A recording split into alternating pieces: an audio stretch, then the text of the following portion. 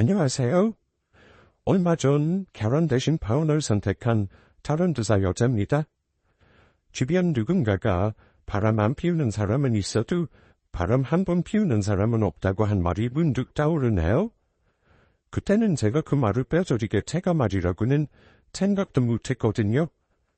저의 파혼 결정에 친정 부모님이나 친구들은 헤어질 인연은 어떻게든 헤어지게 된다며 결혼 전에 진실을 알게 되어 차라리 다행이라고 하더군요.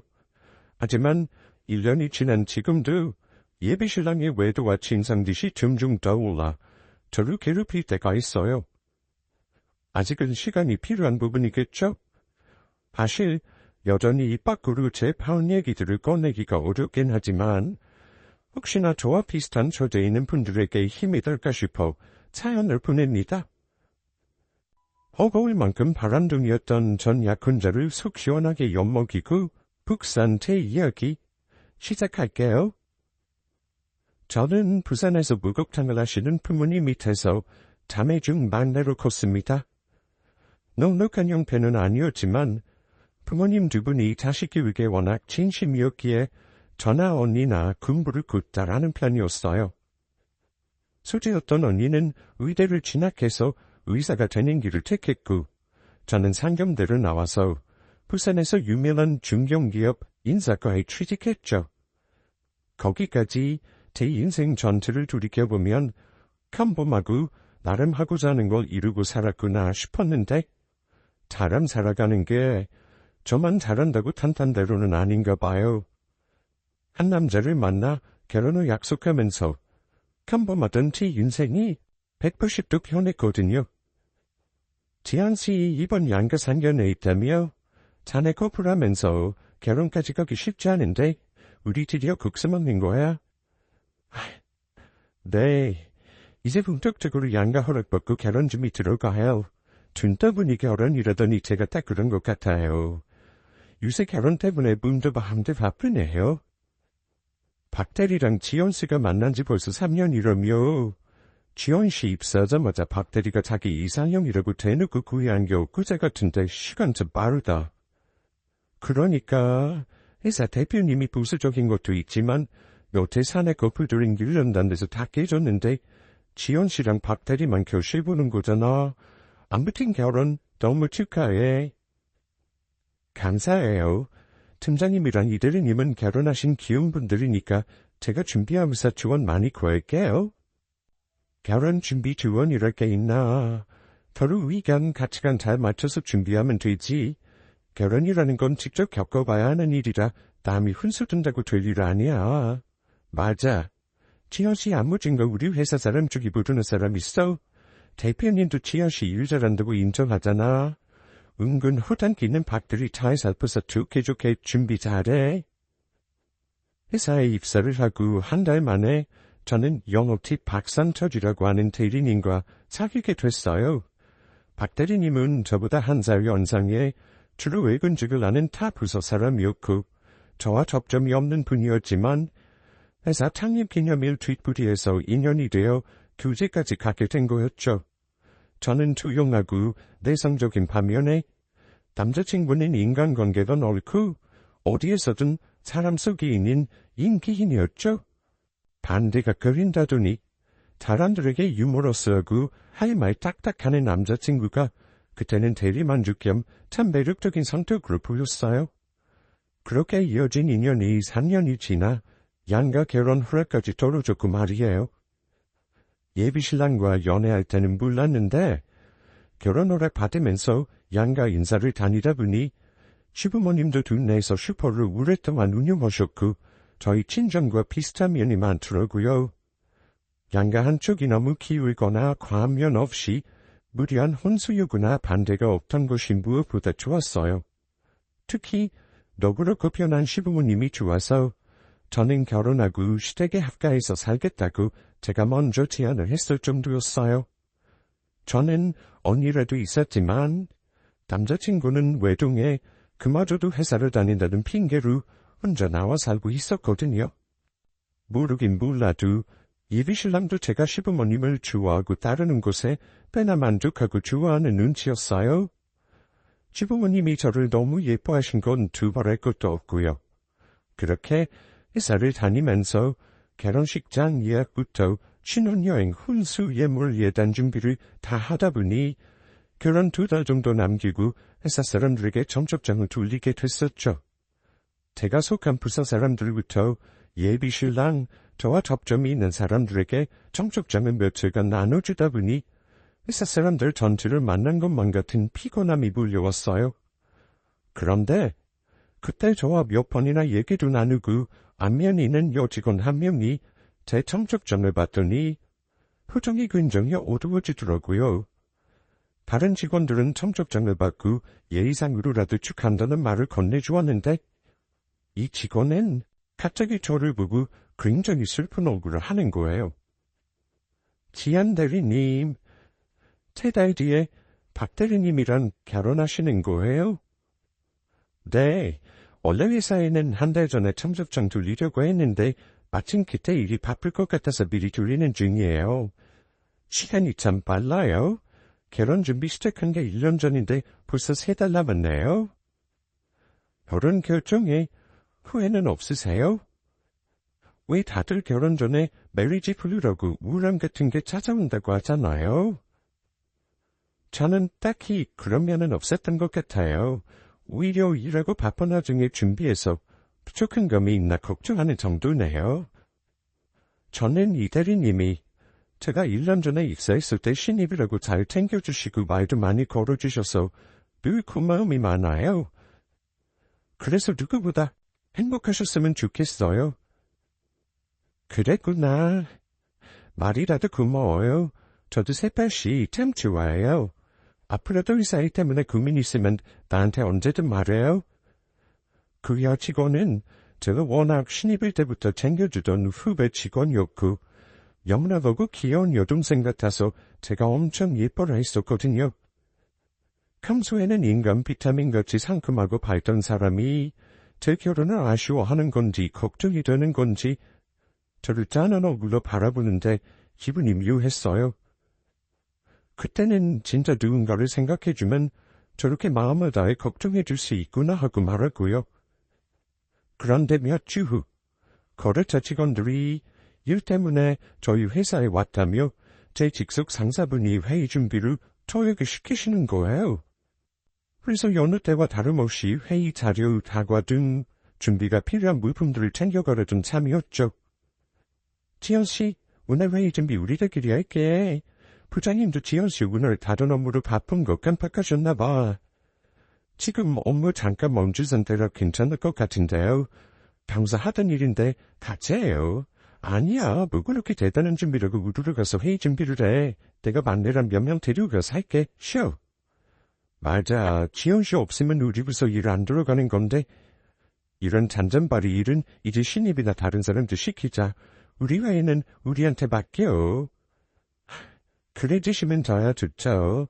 그럼 오늘은 제 업무에 집중 좀 할게요. 그래. 회의실 쪽으로는 오지도 말고 전화나 잘 받아줘. 알았지?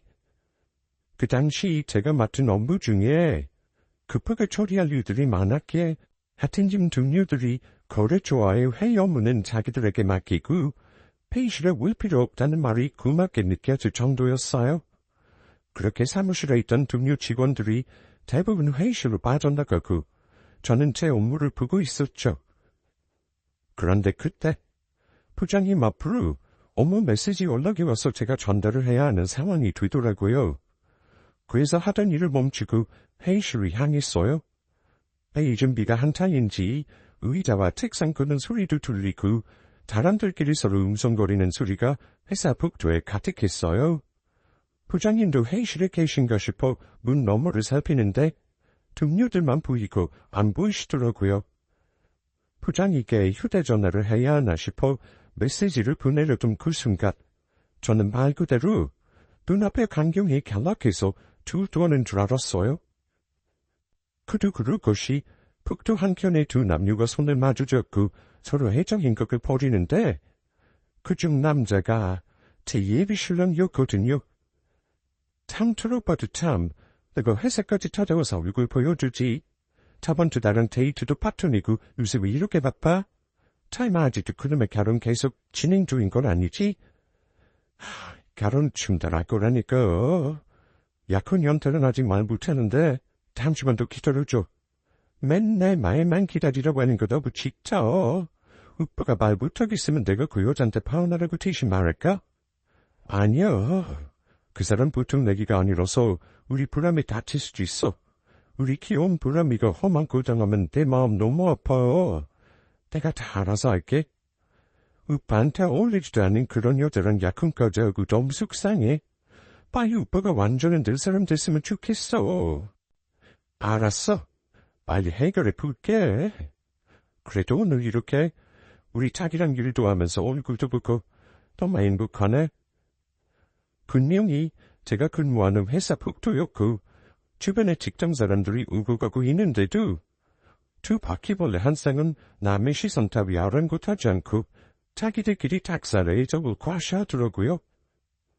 예비신랑이 해볼쭉하게 바라보는 상간녀는 누가 봐도 이제 20대 중반쯤도 됐을까 할 만큼 어려 보이는 여자였어요. 저는 두 년놈들의 모습을 보면서 대머리 위로 하늘이 무너지는 기분이었는데 그 둘은 서로 마주보고 계속해서 꿈같은 소리를 해대더군요. 누가 봐도 예비신랑이 그 어린 여우에게 흘린 게 틀림없어 보였고요. 제 인기척도 들리지 않아 보이는 두 연놈을 어떻게 해야 하나 싶어 일부러 그 앞에서 발로 쿵쿵 큰 소리를 냈습니다. 그랬더니 그제야 둘 다 겨우 저를 바라보더군요. 예비신랑은 얼굴에서 구멍이랑 구매문 다 열린 듯한 모습으로 저를 보고 경악한 표정을 했고요. 둘이 지금 뭐해? 이 여잔 누구야? 시원아.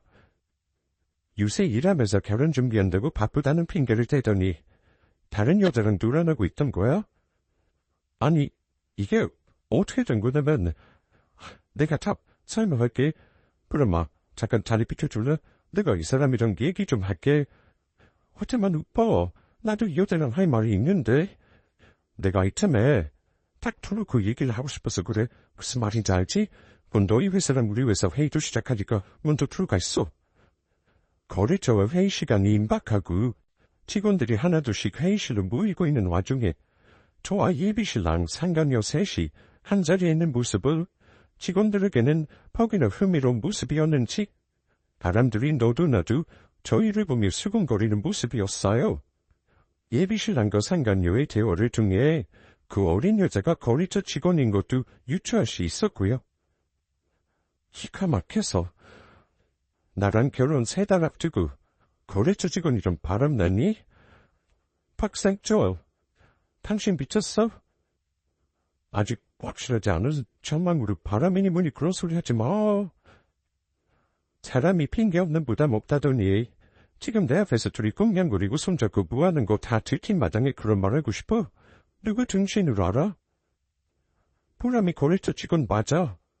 이러다가 알게 돼서 내가 품적으로 도움 좀 받았고 몇 달 전에 차 사고 나면서 합의금 물어줘야 한다던 그 돈 보람이가 500만 원 빌려줬거든.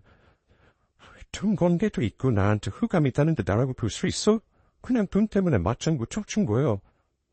내가 그 정리를 갔어. 돈 4만 원 방도가 생각이 안 나서 끌고 있었던 거지. 그거 지금 나보고 믿으라는 거야? 회사 공공장세사 떡하니 둘이 애정 행각까지 벌인 주제 뭐가 어쩌고 저쩌지? 보람이랑은 그냥 친한 오빠 동생 사이야. 네가 왜 여기 전에 정리하려고 했다니까? 돈 때문에 이렇게 된 거지. 우리 곧 결혼식인데 나 못 믿어? 예비신랑이 사교적이고 인간관계가 넓은 건 원단 유병이지만 주변에 여자친구들도 별로 없고 제가 아는 선에서는 여자관계가 깔끔했거든요.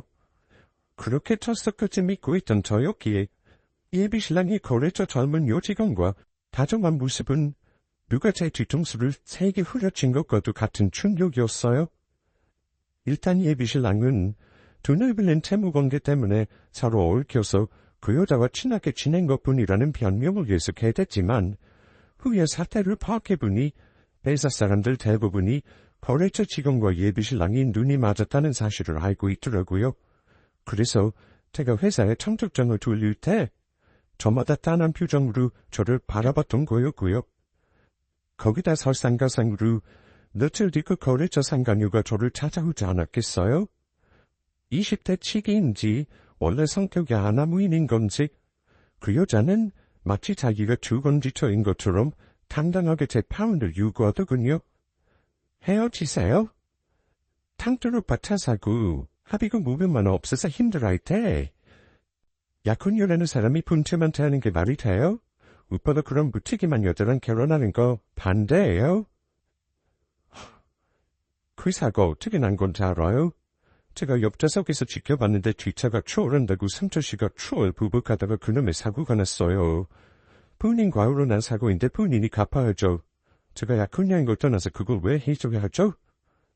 돈 때문에 그게 아니잖아요. 오빠가 돈 때문이든 뭐 때문이든 힘들어하는데 남을라는 게 말이 되냐는 거예요. 그건 연인으로서든 배우자로서든 자격 미달이죠. 그래서 본인이 그 몇백만 원 도와줬다고 남의 약혼자로 늘어난 게 정당화 된다는 말이에요. 촌보람씨라고 했던 거 굉장히 생각이 얕은 분이네. 오빠도 당신 사고 합의금 못 도와준다고 거절하고 남을래라 했을 때 우만도 다 떨어졌다고 했어요. 그런 사람 어떻게 믿고 결혼하고 한평생 가나요? 그 문제는 나랑 상철씨 둘 사이의 일이니까 상관녀는 빠져요. 특히 이 관계 정리하라고요. 앞으로 이런 일 다시 찾아오지 말고요. 참 경고했어요. 오빠 안 넣어주면 저도 어떻게 나올지 모르겠으니 그렇게 아세요. 난 오빠 뺏길 생각 없으니까요. 누군가랑 만나면서 바람이니 상간녀와 대면이니 하는 일련의 일들은 겪어본 적도 없던 터라 상간녀의 당돌함이 오이가 없더군요. 그러면서 그 여자 입으로 예비신랑이 제 트위터 말을 했다는 얘기를 듣는데 사실을 다 떠나서 그 순간 제가 결혼한 남자의 실체를 알게 된 기분이었습니다. 그리고 예비신랑과 사랑한다고 생각했던 지난 날들이 하루아침에 휴지조각이 되는 것 같은 무명감이 올라왔고요. 그런데 그 와중에 이 막무가내의 상간녀가 거래처 회사를 다니는 걸 이용해서 저에 관한 이상한 소문을 퍼뜨리고 다니기 시작하는 게 아니겠어요? 이들이 요새 거래처 쪽이랑 회사에서 지연씨 관한 이상한 소문 더 도는 거 알아? 제 소문이요? 어떤 소문 말씀하시는 거예요? 지원씨가 학창시절에 학교 괴롭힌 과거 있었고 거래처 직원하고 몸싸움이 있었다는 소문인데 지원씨한테 당해서 그 직원이 전초에 4주가 넘었다고 하더라? 아니지? 팀장님, 저는 어릴 적부터 조용하고 어딜 가도 있는 듯 없는 듯 살아온 사람이에요. 저랑 4년 가까이 같이 일하시면서 저 부르세요? 그러니까 나도 하도 믿기지 않는 소문이라서 물어보는 거지. 누가 악의적으로 사내 게시판에 지원씨 얘기 올렸다가 내린 모양이더라.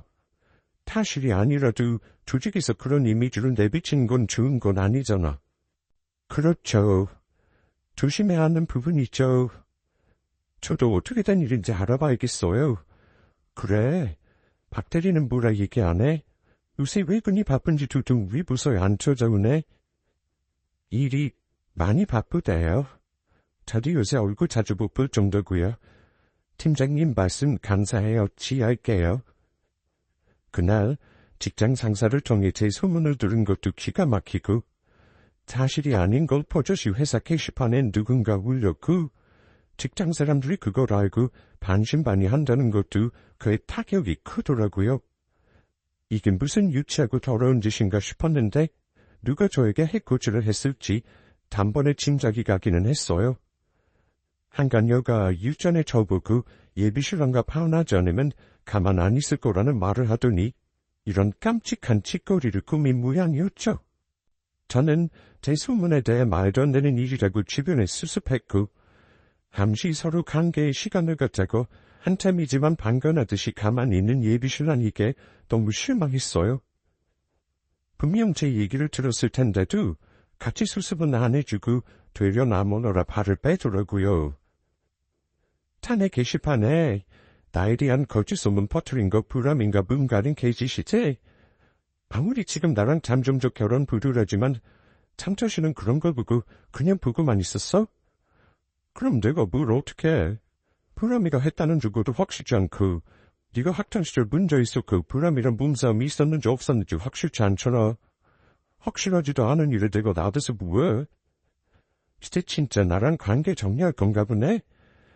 회사 사람들 우리 결혼한 사이라는 거 다 알고 있는데 신랑이 가만히 있는 게 얼마나 이상해 보일지 몰라?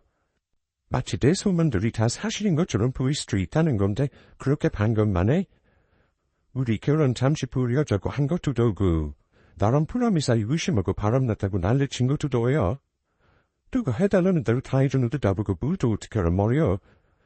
그렇게 사람 좋은 척 인간관계 좋은 척 하더니 결국 날 핑계로 본인 바람난 거 덮으려드네. 지금이라도 이렇게 당신 민낯 알게 된 걸로 다행이야. 난 그렇게 사랑한다더니 이 정도밖에 안 되는 사이였던 거야? 우리 정리하자. 전하, 우리 3년 만났어. 결혼 준비도 다 끝나마더니 별것도 아닌 일로 우리 결혼 받쳐낸다는 게 말이 돼? 우리 결혼 기대하고 있는 부모님들은 어떻게 하고 회사 사람들은 어떻게 하려고 그래? 단 몇 마디면 끝인 줄 알아? 본인과 거래처 상관녀 때문에 제 편판이 이상해지고 날아가고 있다는 생각은 미처 하지도 않고 예비신랑은 제가 파운 얘기를 먼저 꺼낸다며 주구장창 제 탓만 하더라고요. 결혼 파토의 원인 제공은 자신이 다 저질러 놓고 말이에요. 그 거래처 여직원과 관계 정리는커녕 저와 상간녀 사이에 미묘하게 줄다리기를 하는 우유부단한 예비신랑은 그 어느 한쪽도 놓치고 싶어 하지 않고 말로만 양쪽을 달래는 야비한 면모를 보였어요. 처음에는 예비신랑의 외도에 충격과 배신, 분노가 들끓다가 상간녀의 질라진 소문 퍼뜨리기와 예비신랑의 방관에 시달리다 보니 더는 가만히 있기만 하면 저만 손해고 당할 것 같더라고요. 그래서 일단 파운이고 무고를 다 떠나서 그 두 년놈들을 한 방에 먹이고 제 억울함을 풀어야겠다 싶어 저는 조용히 그것들의 정보를 수집하고 있었어요. 그런데 뒤가 구린 사람은 캐도 끊임없이 추악한 진실이 있다더니 예비신랑이 딱 그런 사람이었어요. 살다 저처럼 평범한 사람이 막장 드라마의 주인공이 될 줄은 꿈에도 몰랐거든요. 그날은 평소보다 업무가 많아서 퇴근 시간이 늦어진 날이었어요. 안 그래도 거래처 상간녀란 예비신랑 때문에 정신도 상그럽고 회사에서 사람들이 추문 때문에 저를 이상하게 보는 면도 없지 않아 있어서 스트레스가 엄청나던 참이었어요. 천근만근한 몸을 이끌고 제가 닿지 않은 빌라에 도착했는데 어떤 낯선 여자가 제 앞을 가로막는 게 아니겠어요? 당신이 이지연이야? 드디어 실물 영접하네. 누구신데 제 이름을 아세요? 저는 처음 보는 분인데. 나 박상철 동거녀야. 우리 둘 사이에 아이까지 생겼는데 너가 끝까지 결혼한다고 하는 건 아니지? 당신이 박상철 동거녀의 임신이라니? 그게 무슨 말이에요? 아니 무슨 괴담도 아니고 이 인간은 도대체 어떻게 살아온 거야? 나에 대해서 전혀 몰랐다는 눈치네. 나 상철이랑 대학 때부터 만나서 7년 가까이 동거 중이야. 나도 네 존재를 몇 달 전에 알았어. 암튼 대충 무슨 사정인지는 알겠는데 처음 보는 사람한테 돈을 건 아니지 않나요? 반말하지 말아주세요. 네가 왜 상간여의자 세컨드인 너한테 존재하지? 그리고 네가 나보다 한참 어리다고 들었는데 다 필요 없고 당장 결혼 무효선언하고 상철이한테서 떨어져. 처음 보는 여자가 저를 다짜고짜 찾아와 예비신랑이 아이를 가졌다며 두툼한 외투를 열어젖히는데 저는 그 모습을 보고 기절하는 줄 알았어요. 웃으로 가려져서 처음에는 몰랐는데 그 여자는 한눈에 봐도 혼몸이 아니더군요. 배가 꽤나 불렀고 임신에 관해 분이 아닌 제가 봐도 우습게 흐른 퇴보였어요. 거래처 어린 상간녀에 이어 예비신랑과 7년 된 관계라는 임신한 또 다른 상간녀를 마주하자 저는 도대체 전생에 내가 무슨 죄를 지었길래 이런 업을 겪어야 하나 싶을 정도더라고요. 무슨 산 넘어 산도 아니고 앞으로 또 무슨 일이 일어날지 겁이 날 정도였어요. 자신을 박상철이 사실혼 관계에 있는 동거녀라고 소개한 여자의 말을 들어보면 사정은 이러했어요. 예비신랑과 동거녀는 4살 연상 연하 커플로 대학 때부터 사귀었는데 시부모님이 동거녀가 나이도 4살이나 많고 부모도 없는 집안이라 교제 자체도 반대한 모양이었어요. 하지만 둘의 사이는 견고했고 시부모님 몰래 만난 관계가 여태까지 이어져 7년이 넘어버렸던 거죠. 그리고 임신까지 하게 된 마당에 박상철과 결혼을 하자는 말이 서로 나왔다가 동거녀가 공식적으로 결혼 준비를 하고 있는 제 존재를 알게 됐던 거였어요.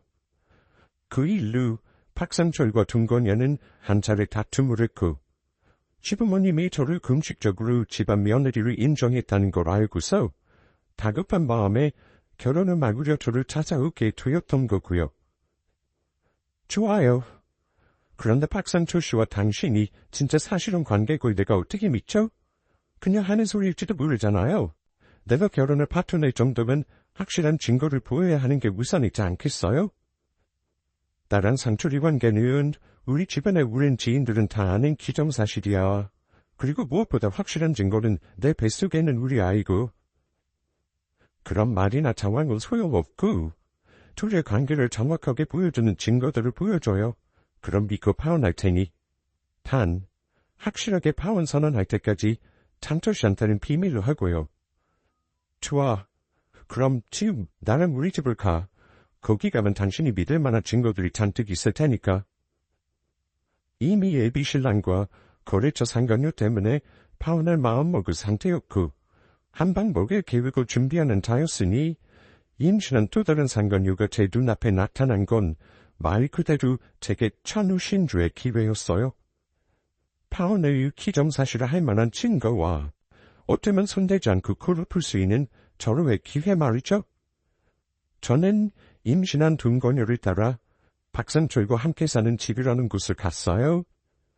10평 남짓한 작은 트럼의 집에는 아기 용품들과 더불어 박상철과 동거녀의 우른 세월을 증명하는 사진들, 물건들로 가득하더라고요. 동거녀는 제가 친지 충격받아하는 모습을 보더니 뭐가 신이 나는 건지 말도 안 했는데 두 사람의 사실혼 관계를 증명할 만한 것들을 잔뜩 꺼내 보였어요. 개중에는 임신한 모습으로 둘이 찍은 사진부터 커플링, 결혼하자고 약속하는 프로포즈 자필 편지 등 마음 내려놓고 보고 있는데도 분노가 치밀어 오르는 것들이 한두 개가 아니더라고요. 저랑 3년 만나고 결혼 준비를 하면서도 이 여자란 이런 짓거리를 했을 예비시라고 생각하니 샘물이 올라오는 기분이었어요. 저는 동거녀 덕분에 소개의 목적을 달성하며 파혼을 위한 증거들을 몇몇 챙겨들고 그날은 그냥 돌아왔어요. 그리고 친제를 위한 복수를 다시 살게 했죠. 그 예비신랑은 회사에 몇 번 마주쳤지만 동거녀가 제 말대로 비밀로 했는지 전혀 모르는 눈치더라고요. 앞으로 어떤 일들이 터질지도 모르고 예비신랑은 여전히 저와 결혼하겠다고 타이트하니 설득을 하면서 그 가증스러운 연기를 끝까지 하더군요. 임신한 동거녀가 저를 찾아오지 않았다면 저는 진짜 한 치 앞도 못 보고 어쩌면 이 쓰레기 같은 놈의 입에 발린 소리에 콜라담 넘어갔을지도 모르죠. 하지만 조상님의 보살핌과 하늘의 부호 아래 저는 다행히 이 사기꾼에게 벗어날 수 있었어요. 그리고 일주일 후 저는 상간녀들과 예비신랑을 위한 반을 짰고 그날은 몇 년이 지난 지금도 회사에서 회자가 될 정도의 일이 터져버렸죠. 그날은 거래처와 또 다른 회의가 있던 날이라 어린 상간녀가 회사를 오는 날이었고 그 일정에 맞춰 저는 임신한 동거녀에게 할 말이 있다고 하고 회사로 불러들인 참이었어요. 무슨 얘기를 한다고 회사로 날 불러? 저번에 집까지 저를 데리고 가서 박상철과의 관계를 증명했으니 이제는 내가 돌려주고 싶어서요.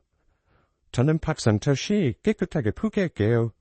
그쪽에 아이도 가졌다고 하니 박 대리님과 결혼도 하고 잘 됐으면 좋겠는데. 그런데 한 가지 문제가 있어요. 무슨 문제? 그쪽만 결혼 포기한다고 하면 다 끝난 일 아니야?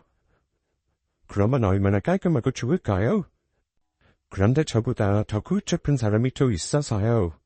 이 사진 보시겠어요? 시계 뭐야? 누군데 상철이랑 이렇게 친근하게 안고 있어? 이 여자 누군데? 어머, 모르셨구나. 이 여자가 진짜 상간녀예요. 아마 그쪽보다 10살 어리고 부잣집 외동딸이라죠? 지금 상타 씨랑 결혼하고 싶다고 사춘 모양인데 어떻게 될지 모르겠네요. 저는 둥건이에게 타운 선언을 하면서 프로 거래처와 회의가 있을 장소로 데리고 갔어요. 그러면서 예비신랑과 거래처 상간녀가 진한 포옹을 한 사진을 보여줬고요. 역시나 제 예상대로 둥건이는 상간녀 사진을 보면서 개거품이 물더군요. 저는 그런 둥건이를 바라보면서 오늘 마침 상간녀가 여기에 있다며 직접 만나보겠냐는 운을 텄어요. 그리고 회의실 근처로 둥건이를 데리고 갔더니 아니나 다를까 예비신랑과 상간녀가 꼭 붙어서 다정한 모습을 연출하고 있더라고요. 그 뒤는 안 봐도 뻔하죠. 눈이 뒤집힌 둥건이는 배가 부른 상태에도 불구하고 잽싼 몸놀림으로 박상철과 그 상간녀 사이를 갈라놓았고 급기야 상간녀와 말싸움과 몸의 대화를 시전하는 게 아니겠어요? 너가 뭔데 상철 옆에 딱 붙어 이러고 있어. 새파랗게 어린 년이 부는 눈은 있어가지고 너도 내 남자 탐내니? 아니야, 어디서 이상한 아줌마가 갑자기 튀어나와서 이래. 그러는 아줌마는 뭔데? 탕철 오빠는 내 남자거든요. 웃기고 있네. 지금 내 배 안 보여? 이 아이 아빠가 누군 줄 알고 그런 휘소리 하는 거야. 난 상철이 아이도 가진 사람이야. 거짓말도 점도 못해요. 우리 오빠가 뭐가 좋아서 아줌마랑 아이를 가져요? 시중팔 거지 같은 것들이 오빠를 남부래. 오빠, 이러지 말아요. 아니라고 뭐라고 해요. 내가 상철이 죽은지 전화 다름없는데 뭐가 어째? 오늘 너 죽고 나 살자. 이리 와. 니녀 참교육 시켜줄 테니까 빨리 안 와? 무슨 아줌마가 저렇게 힘이 좋아? 이거 안 나요. 경찰 부를 거니까 좋은 말을 할 때 내 머리채 나요. 애 같았다고 봐준데 이웃에다 정매. 둘 다 진정해. 말로 풀자. 서로 이러다 다친다니까 어쩌면 부탁이야.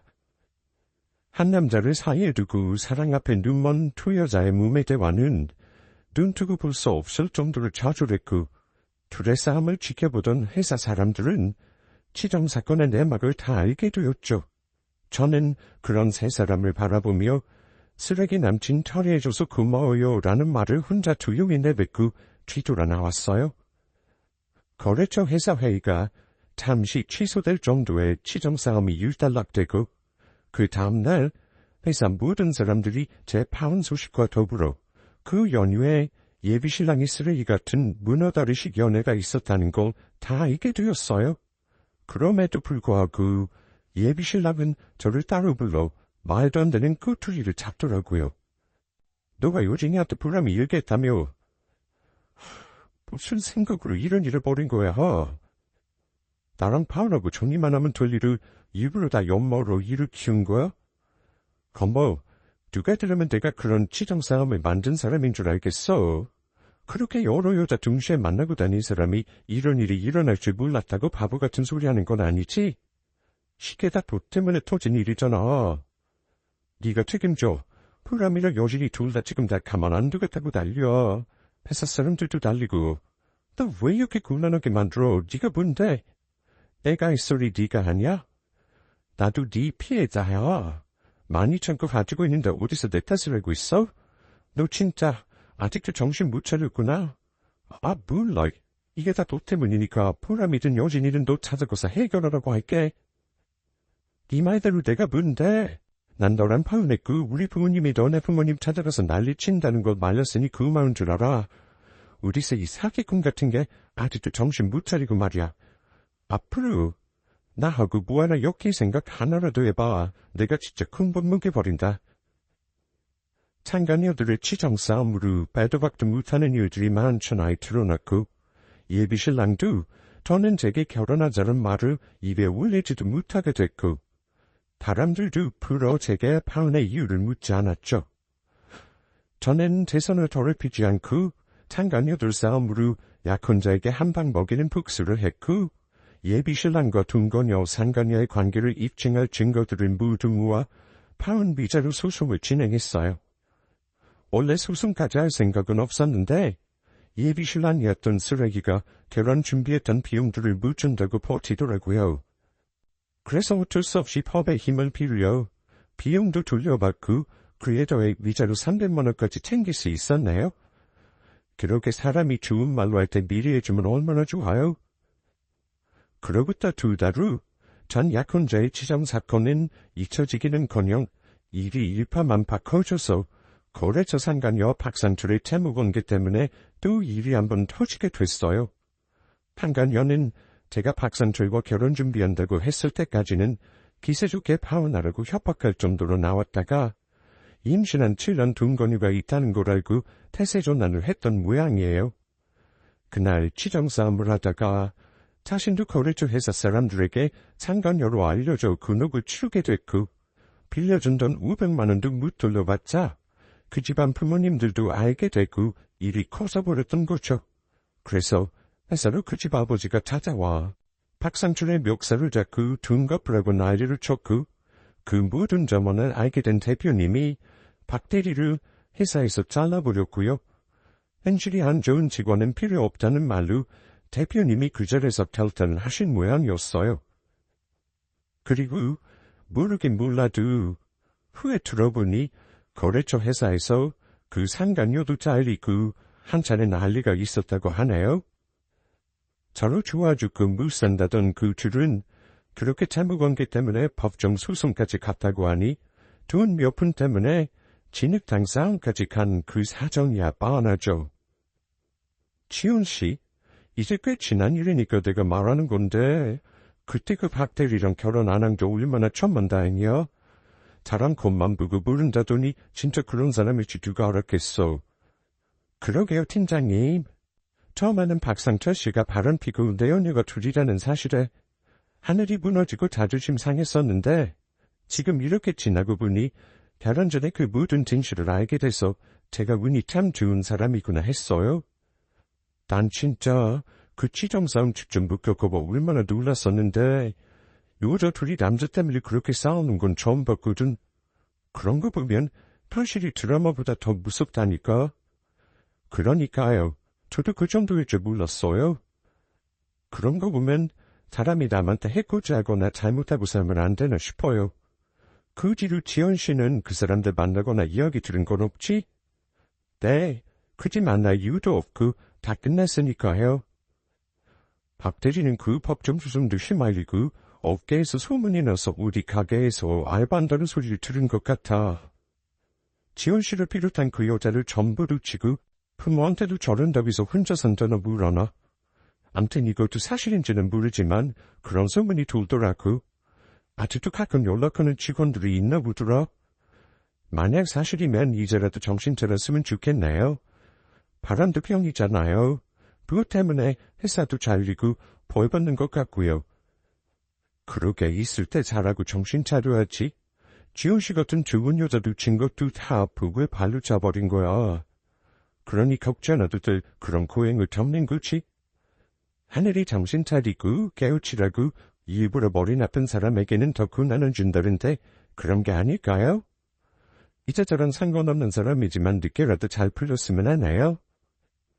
이제 파혼하고 그런 사건들이 있은 지 반년이 다 되어가고 잊혀질만 했지만 하람간에 연결이 남아있고 저는 아직 회사를 다니고 있는 상태라서 듣고 싶지 않아도 전 약혼자의 소식을 가끔 듣곤 해요.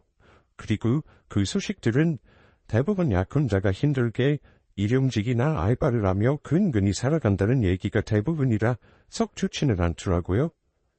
그래도 어쩌겠어요? 이 여자 저 여자 흘리고 다니며 자기 인생을 자기가 꾸어버린 걸요.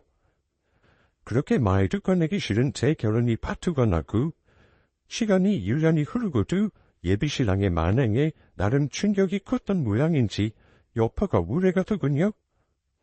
결혼이나 파혼이라는 말만 어디에서 들어도 깜짝깜짝 놀라고 친저리가 터지고 한동안 누군가를 만날 생각도 결혼 생각도 없어지더라고요. 그래서 주변 사람들이 누굴 소개시켜준다고 하고 부모님이 선자리를 알아보고 오셔도 묵묵부답으로 반응도 안 했어요. 그러다 제 나이 31살에 우연히 참석한 동창회에서 지금의 남편을 만나게 됐어요. 같은 고등학교 동창이기는 하지만 얼굴만 알고 잘 모르던 사이였는데 모임에서 만나 대화를 나누다 보니 저와 닮은 면이 참 많지 뭐예요. 투기가 없는 친구였지만 어딘가 친근함이 느껴졌고 인연이란 신기한 게 그냥 자연스레 눈다 보니 결혼식 다니고 신혼여행을 가고 있었어요. 지금 제 옆에 있는 남편을 생각하면 그때 전 약혼자와 결혼하지 않기를 잘했다는 생각이 새삼 드네요. 그렇지 않았다면 지금의 안정감과 신뢰는 없었을 테니까요. 예전에 친구들과 어떤 사람과 결혼할 거냐고 얘기를 나눌 때 배고프다고 아무거나 집어먹으면 탈난다고 육식동물은 고기를 먹고 초식동물은 풀을 먹어야 한다는 말을 했었거든요. 그때는 뭣도 모르고 깔깔 웃었던 얘기였지만 살면서 겪어보니 사람은 자기에게 맞는 사람이 따로 있더군요. 나란 사람이 이 세상에 단 하나뿐인 소중한 존재임을 잊지 말고 자신을 함부로 대하고 기억에 여기지 않는 사람은 멀리해야 하는데 그 당연한 진리를 잊게 될 때가 많더라고요. 이 세상은 자신의 기억에 여겨주는 내 사람들만 챙기고 살아가기에도 짧은 인생이대 말이죠. 저는 잊을 수 없는 뼈저린 경험을 통해 알게 된 거지만 혹시나 결혼이라는 큰 일을 앞두고 있는 분들에게 본인 결혼에 대한 확신과 배우자의 믿음을 꼭 확인하시라고 말씀드리고 싶네요. 지금 당장 그만두긴 늦었다고 포기하지 마시고 자신의 남은 인생을 먼저 생각하고 결정하시길 바라요. 당신을 위한 진짜 인연은 어떤 모습으로든 당신 곁으로 오게 되어 있거든요. 사연 들어주신 여러분들 모두에게 제 값진 경험을 기꺼이 나누면서 감사 인사를 전합니다. 제 얘기를 들은 이 순간부터 나날이 행복하시길 기원할게요.